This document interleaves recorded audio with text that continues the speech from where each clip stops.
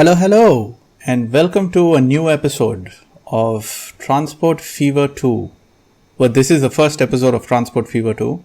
Transport Fever is kind of like Transport Tycoon, but it's a newer version. So, it looks much better. It's got 3D graphics and it's very well laid out. They started with a game called Train Fever, and then they've progressed to this. So, this is the first screen where we're setting up this map. Now, I'm going to make a very small let's play on this map. So, this is just for us to understand how everything works. So, as you can see here, we can choose 3 different types of climatic conditions. Temperate is kind of like the grasslands of Europe. Dry is kind of like the Californian dry deserts. If anybody's played Red Dead Redemption, this is something like that. And tropical is more of, it's kind of like tropical. So imagine Bali or Indonesia or something like that. I normally enjoy playing in either temperate or tropical because the dry lands normally have canyons and high plateaus, which I don't enjoy. So for this gameplay, let's take tropical because we have a lot of seas around and we can use our ships to go around. So here we can set different ranges for all of these things. We have hilliness, which is basically how many hills you have. Then you have mainland, which is this close to the mainland or is this far away? So let's push that up a little bit just to see the difference. If I put it all up, all at maximum, it's mainly mainland with a little bit of water, which I don't want. We want to see the boats because boats are pretty. And as all of you know, we like prettiness. And forests are forest areas around. It doesn't really matter. It's just, it looks nice with a lot of forests around. So let's have the forest there. And islands again is how many islands you'll have on the map. So this is one large island that we have, as opposed to having a lot of islands, a lot of small islands. Actually, because we're up on mainland 1, it's connecting everything and it's a small map. So we could actually go down to the middle for islands. So this could be nice. This could be nice. Let's give it a seed. So let's say Corona 2020. Oh no, let's say Kanye 2020. No, let's say COVID. No, I don't want to say any of these because I don't know what YouTube's policy is on all of this. So let's just call this Marlon Bundo. Right. So this is the map of Marlon Bundo. We've selected a small map. We've made it a square 1:1. We can make it 1:2 or 1:3, which I don't want to right now. We have a low number of cities and we have low number of factories. You can see on the map here the cities where they are, and all of these yellow markings are the factories. We can't make out what the factories are actually making at this point. Once we get into the map, we can actually see it. So this is an 8x8 kilometer map with 3 towns and 21 industries. Brilliant. Let's go ahead. Now, before we create the game, we can have certain custom settings, and as you see, I do have custom settings. Let's not have custom settings. This is to say where the vehicles are going to come from. So the style of the vehicles changes a little bit, and also the naming. So let's make this thematic. So first, let's see what year this is going to start off at. 1940 is a good time. So let's start off at 1940 and go until, let's say, 2020. Difficulty can be medium. Yes, a medium difficulty game would go pretty fast, as opposed to an easy game which could go really fast because you have a lot of money, or a hard game which would go kind of slow because you need to accrue money, you need to save money. You can take loans, but that's another matter. So let's go for European because it's interesting. When you go inside settings here with custom, you can change the names of the towns and such, but we are not going to bother with that. So we're just going to start.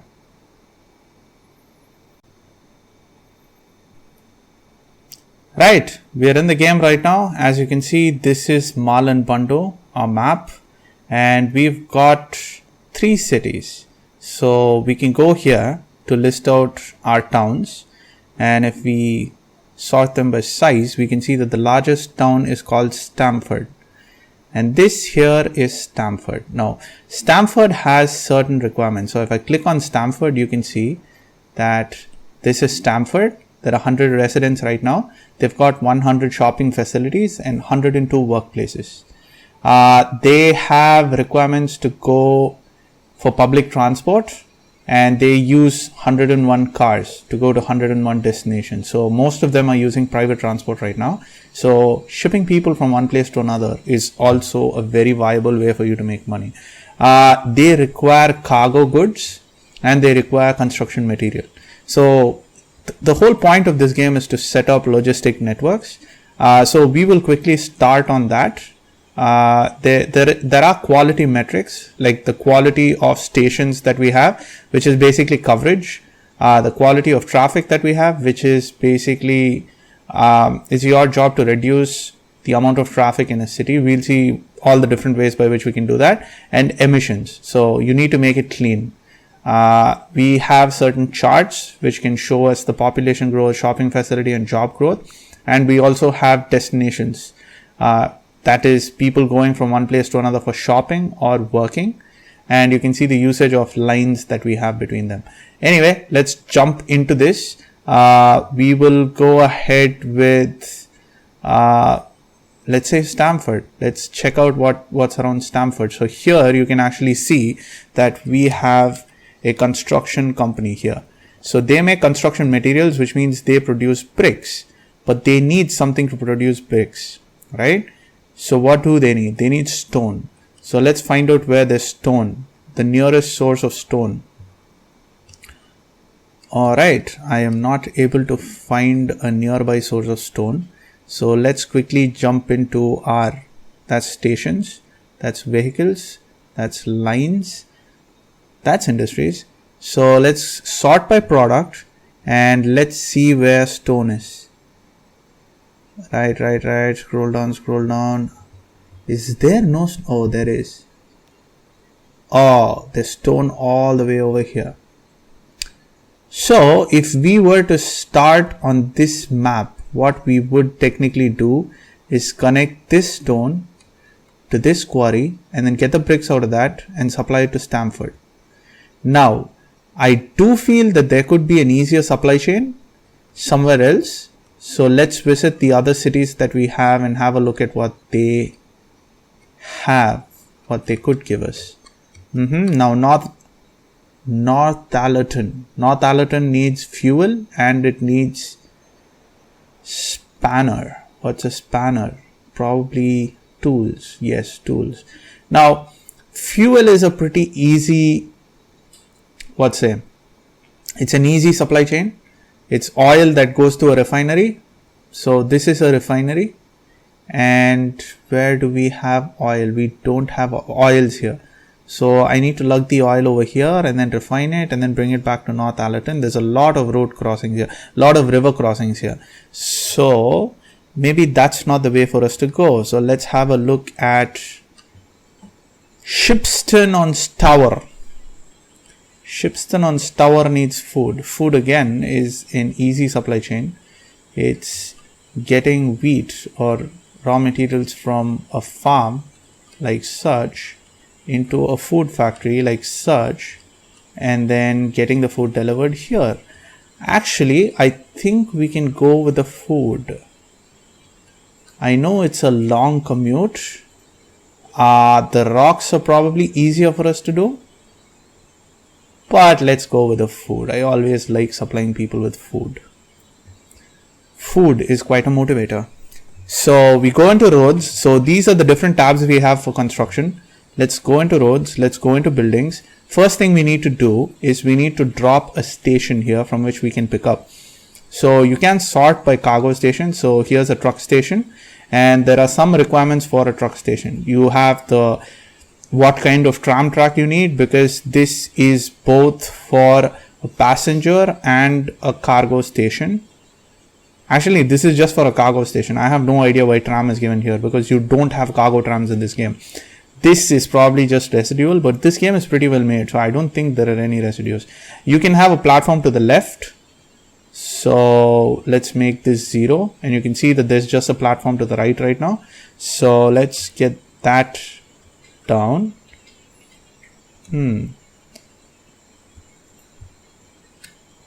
No, I'm trying to figure out.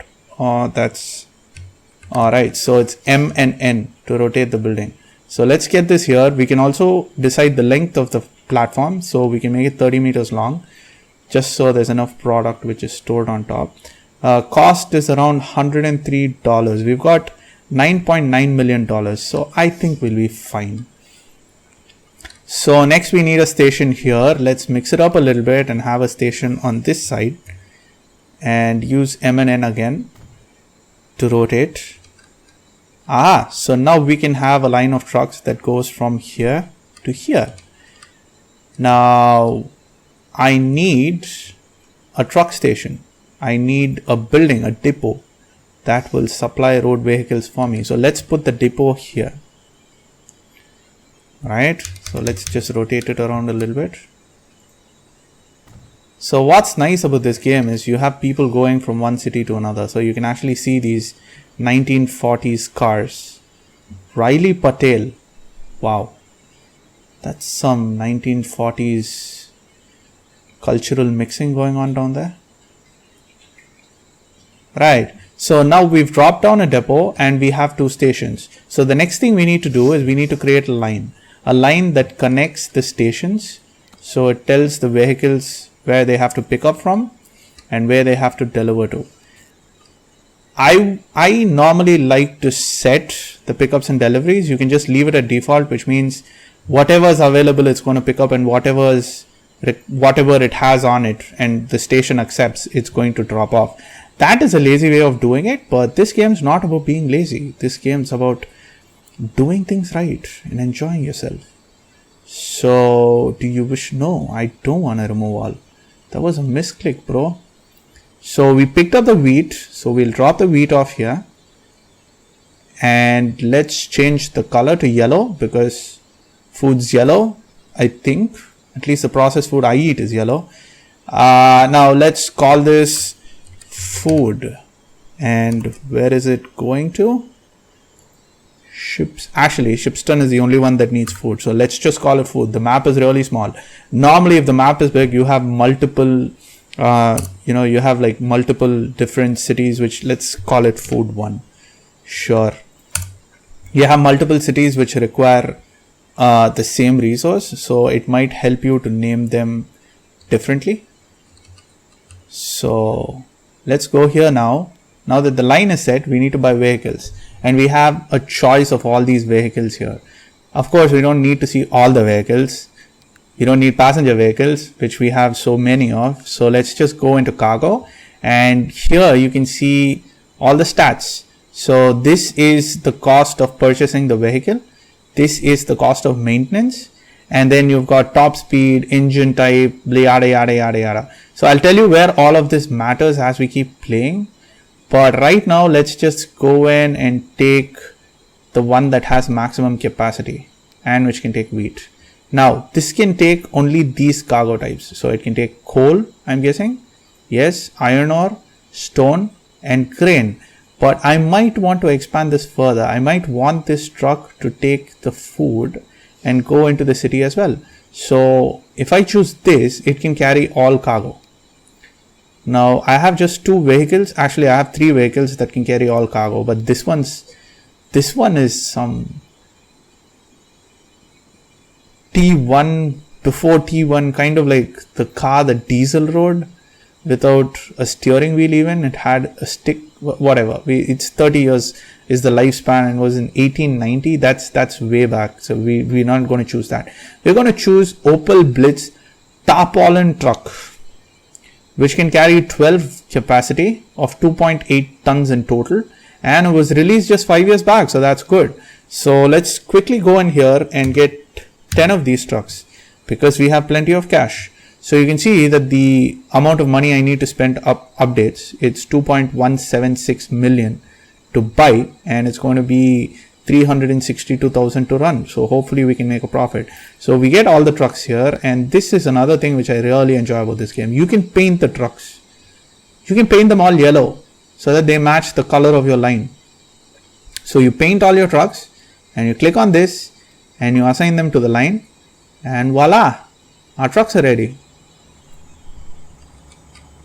Now you can click on this road vehicle and you can follow it, and we can increase the speed to speed 3 so we can go around and enjoy the views. Another thing you can do is actually you can jump into the vehicle. If you click on this, you can see what the driver sees. This is a smart looking truck. Headlights are on, battery is getting wasted, but that clearly doesn't seem to matter because we're blitzing through this country road, which is appropriate because this truck is called the Blitz after all. Now let's just jump out for a bit and let's understand what this road is. This road is a country road. It's a double track country road, so there's 2 ways of traffic, and you can see that the speed is 60 kilometers per hour, which is the maximum speed that a truck can do on this particular type of road. You can upgrade the roads. Now you go down here to road, you can see that you have streets, and in streets you can choose what type of road you want, and each different type of road has a different speed limit. Now this is a small road. This is actually a one-way ramp, so that's not the one. This one, small country road, which is what this is, 60 kilometers. I can upgrade it to be 80 kilometers per hour, or I can make it 100 or still 100, but with many lanes. But right now, to start off, that's not necessary. Let's not play God. Let's just play transport fever. So here you can see that the farm is already offloaded a lot of its cargo and it's waiting for me to pick up. So let's just select this truck and follow him back. See, the speed decreases when he takes a turn and slowly accelerates. This game is beautiful. We play a lot of beautiful games in this channel. We do. So it might seem like he's driving really rashly, but that's just because he's going really fast. Like he's on fast forward. If we were to reduce the speed, it would be a completely acceptable speed that he's going. Now that's 12 corn or 12 grain that he's got, which is good, which is his maximum capacity. But it seems like such a waste, him going all the way here, delivering the product here and then running all the way back again. The city's just here. He could just go over there and deliver it, couldn't he? He can, and he is going to. So our first truck reaches here, and my God, that's $110,000 for one shipment of 2.8 metric tons of grain. That's some expensive grain. That's some very expensive bread. Yes. So now this factory takes 2 of these wheats and it produces bread. But see, production. So these are there for every single building. So even when we go to the farm and we click on the farm, we have the same thing. We've got production, which is how much it can produce. We've got shipment, which is basically the capacity that it can handle. So one of this is how much of the product can be evacuated. The other one is how connected it is to the markets that it wants to reach. As we keep picking up, this keeps increasing. So yeah, that's good. So quickly, let's pause. I said pause. All right. And have a look at this. There are 5 new vehicles available. We have a plane, a Douglas C-49. All right. That went off real quick. Actually, not quick. I was slow. Let's continue playing the game. But the point is, there were a couple of new vehicles which we got. We will shortly use them. But before that, let's have a look at Shipstan on Stavar. We should just call this town SOS. SOS. So this town, as you can see, has a lot of buildings. It has a lot of different types of buildings. What we are interested in is to see where we need to deliver the bread that is getting manufactured here at this food processing plant. So let's quickly jump in here and let's go to our buildings. And we have something here called a truck unload stop. Now what a truck unload stop does is, it is a place where you can unload stuff, but you cannot pick anything up. Another thing which you notice is there are small icons on top of these buildings. Some of these buildings have an icon of a bread, looks like a beige colored kidney, but that's bread, I assure you. And some of these buildings have a cog, which is the machinery that we need to supply to this city for it to grow. What we are interested in is a bread. So we can see the coverage area. All the white buildings are the buildings that we cover. So if we drop one here, it should cover everything pretty much. So now that we've dropped it, we need to add this to our line. So how do we do that? We add a station and we click, and whoa, that's it.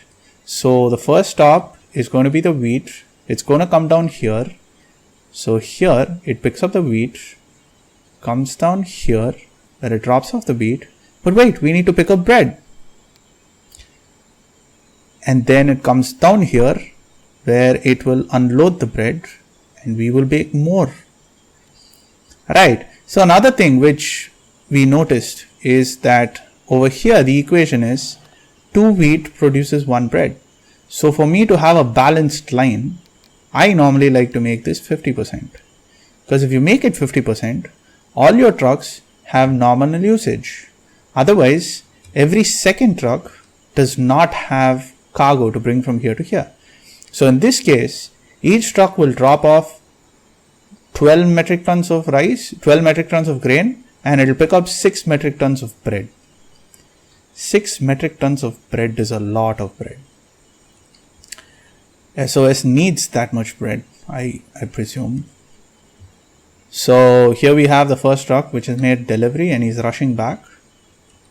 And yes, what we have successfully completed here is our first supply chain, and it seems to be bringing in some money for us.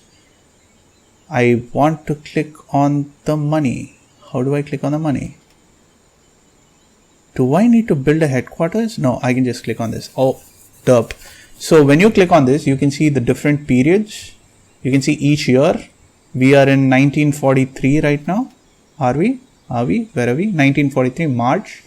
And you can basically see that the first year I spent a lot on which is basically purchasing and infrastructure. So all of this is, it's just that. And you can see that we started making revenue in 1941, and 1943 is where we are right now. You can have a chart where you can see what our revenue is like and what our costs are like. You can see these are for trains, the tracks, and you can see towns, you can see the production, the jobs, all of that. Now you can build a headquarters. If we want to, we could. Let's drop one down here. It doesn't really matter. So let's drop a headquarters by the beach. I think by the beach should be nice. Oh, there's a building here. All the prime real estate's taken. Never mind, let's have one here. Cost is just 93, and let's change the name to Kelly Logistics. There you can see new buildings popping up. These buildings are popping up because they smell success. They can see that we are connecting them, and that's good news for them. On that note, I want to put a tiny little cut here. When we get back, let's see how we can reach some construction materials to Stanford. Thank you for watching. Take care now. Bye bye then.